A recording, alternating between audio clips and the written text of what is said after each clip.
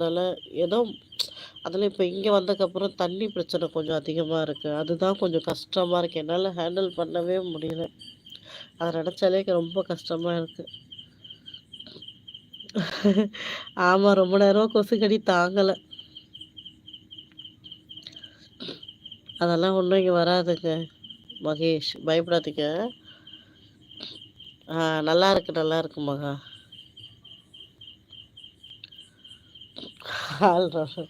ஆமாம் ஆமாம், வீட்டில் முக்கால்வாசி அவங்க தான் பார்த்துக்குறாங்க அகில். ஸோ அவங்க இல்லைன்னா என்ன பண்ணுவேன் நான்? ஸோ எப்படி சொல்கிறதுனா, அதுக்காக போட்டு பாடாப்படுத்த முடியாது. தண்ணி பிரச்சனையே எனக்கு தலைவலியாக இருக்குது. இப்போ இங்கே வந்ததுக்கப்புறம் அவங்க அங்கே இருந்த வரைக்கும் தண்ணி தூக்குற வேலை இல்லை. இங்கே வந்ததுக்கப்புறம் தண்ணி தூக்கியே அதுலேயே போச்சு ஒரு பக்கம். ஆனால் இப்போ தண்ணி தூக்க வேண்டிய வேலை இல்லை. பட் அதுக்கு ப்ராசஸ்லாம் கொஞ்சம் அதிகமாக இருக்குது. போர் போட்டும் தண்ணி வரல. அதை நினைக்க இன்னும் நெஞ்செல்லாம் அடங்கிது, எனக்கு சொல்ல முடியல.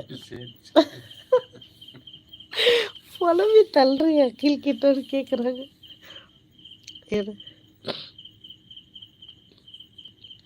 Thank you so much Phoenix. ஃபைனலாக முருகாவை பற்றி சொன்னதுக்கு ரொம்ப சந்தோஷம். ஹாய். கண்டிப்பாக சரி பண்ணுவார் நம்புகிறேன். கண்டிப்பாக நம்புகிறேன். ஒரு கட்டம் வரைக்கும் நம்ம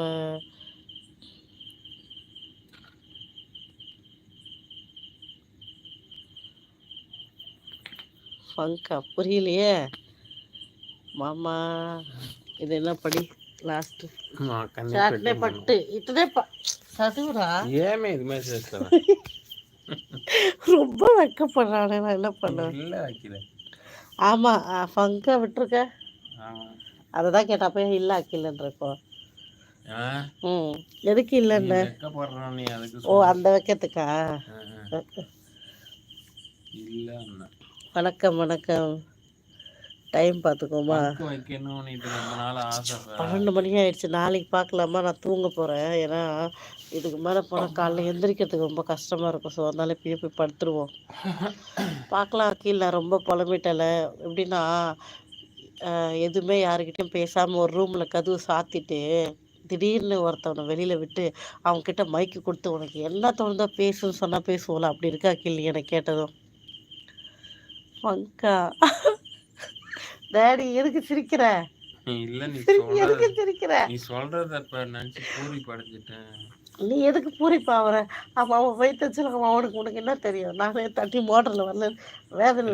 ரூம்ல தாப்பா போட்டு கத்த சொன்னா எப்படி கத்த முடியும்? வெளில கேட்காதுல்ல. நான் சொன்னது உனக்கு புரியல. ரூமில் ஒருத்தவரை வச்சு கதவை சாத்திட்டு திடீர்னு அவனை வெளியில விட்டு மைக்கை கையில கொடுத்தா அவன் எப்படி ரியாக்ட் பண்ணுவான்னு கேட்டேன். நீ அதை எப்படி புரிஞ்சுக்கிட்ட? கதவு சாத்தும் போது கதவு வெளில வந்து நமக்கு ரூம் எல்லாம் இரவுக்கு மீண்டும் சந்திப்போம். பாய். பனி. ஆமாங்க ஆமாங்க, அதோ தூங்க போடுங்க, அதோ போயிடுவேன். Okay, good night Vicky. Tata, take care, bye bye. மாம்ச புது பொண்ணு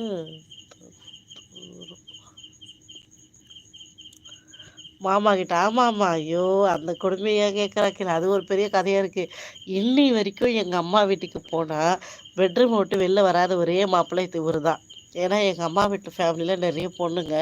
ஆனால் பெரியம்மா பசங்க அந்த மாதிரிலாம் எல்லாருக்கும் எல்லா பொண்ணும் சேர்த்து ஒரு 5 பேர் கண்டிப்பாக இருப்போம். அத்தனை பேர் வீட்டுக்காரங்கள்லேயே இவர் மட்டும்தான் இன்றைக்கும் வீட்டுக்கு வந்தால் வீட்டுக்குள்ளேயே இருப்பார், வெளில வர மாட்டார். பார்த்துக்க, புது பொண்ணை தோத்துறோம்ல. புது பொண்ணெலாம் இன்னைக்கு இல்லை, புது பொண்ணெல்லாம் ஸ்டேஜில் டான்ஸ் ஆடுறாங்க. அடக்கடவுளே, ஆமாம், ஸ்டேஜில் டான்ஸ் ஆடுறாங்க. இவரெல்லாம் ரூம் விட்டே வெளில விட இன்றைக்கும் மாமியார்கிட்டே ஆண்டி எப்படி இருக்கீங்க அவ்வளோதான் ஒரே வார்த்தை கேட்டு உள்ளே போயிட்டே இருப்பார். சாப்பிட்டேப்பா? சாப்பிட்டேன் ஆண்டி, அவ்வளோதான் ஒரே வார்த்தை முடிச்சிருவாங்க. ஐயோ, தூக்கம் வருதுக்கு மாத்தோம், தூங்க போகிறேன். இங்கே என்ன பண்ணுறது? எங்கள் ஊர் இருந்த ஹாஸ்பிட்டலில் பார்த்துருப்பேன். கோவிந்தா ஹாஸ்பிட்டலில் இருக்காங்க. கோவிந்தா ஹாஸ்பிட்டல் அது எங்கே இருக்குது? கோவிந்தா ஹாஸ்பிட்டலு உங்கள் ஊர் என்ன ஊர்?